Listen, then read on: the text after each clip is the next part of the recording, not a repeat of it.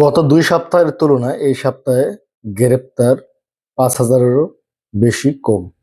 আসসালামু আলাইকুম বন্ধুরা, সবাইকে আরেকটি নতুন ভিডিওতে শুভেচ্ছা, অভিনন্দন ও ভালোবাসা।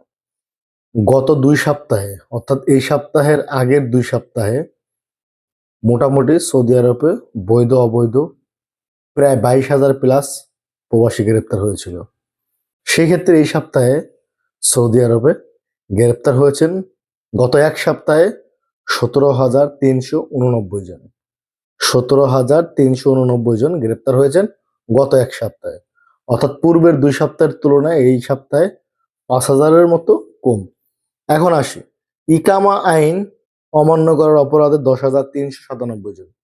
ইকামা আইন অমান্য করার অপরাধে ১০,৩৯৭ জন এবং অবৈধ অনুপ্রবেশকারী, অর্থাৎ অবৈধ অনুপ্রবেশকারী কি সেটা কিন্তু আমি আপনি কম বেশি এখন জানি।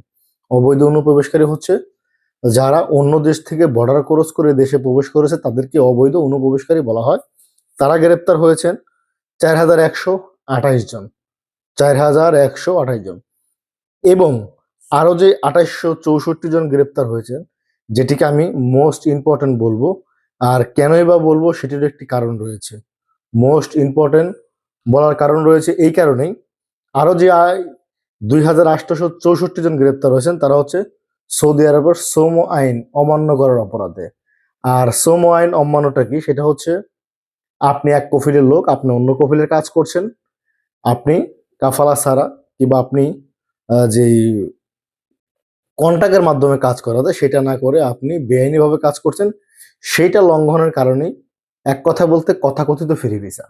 তথাকথিত ফ্রি ভিসার লোকে কিন্তু এক কফিলের লোক হয়ে অন্য কফিলের কাজ করে, আর সেটা করার কারণে মূলত পক্ষে তারা গ্রেপ্তার হয়েছে। তো প্রিয় প্রবাসী বন্ধুরা, যারাই আপনারা এক কফিলের লোক অন্য কফিলের কাজ করতে চান কিংবা কাজ করেন, তাদেরকে বলবো আল আজিরের মাধ্যমে কন্ট্যাক্ট করে আপনারা কাজ করবেন।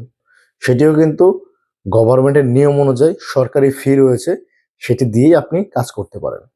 তো প্রিয় প্রবাসী বন্ধুরা, গত এক সপ্তাহে সৌদি আরবে গ্রেপ্তার হয়েছে ১৭,৩৮৯ জন। ইকামা আইন অপরাধের কারণে ১০,৩৯৭ জন এবং ৪,১২৮ জন হচ্ছে আপনার অবৈধ অনুপ্রবেশকারী এবং শ্রম আইন ভাইলেশনের কারণে ২,৮৬৪ জন। প্রিয় প্রবাসী বন্ধুরা, ভিডিওটা আপনাদের মাঝে দেওয়া এই কারণে না যে আপনারা আতঙ্কিত হবেন, আপনাদেরকে সতর্কতা করাই হচ্ছে আমাদের মূল লক্ষ্য। আর সতর্কতা করার জন্য এই ভিডিওটা আপনাদের সামনে তুলে ধরা। যদি ভিডিওটি আপনার কাছে ভালো লাগে অবশ্যই শেয়ার করবেন, যদি আপনার কাছে গুরুত্বপূর্ণ মনে হয়। আর গুরুত্বপূর্ণ না হলে আপনি অ্যাভয়েড করে চলে যেতে পারেন। এটা হচ্ছে আপনার একান্ত সিদ্ধান্ত। সবাই ভালো থাকবেন, সুস্থ থাকবেন। দেখা হবে নেক্সট ভিডিওতে আরো নতুন কিছু নিয়ে আপনাদের মাঝে। আল্লাহ হাফেজ।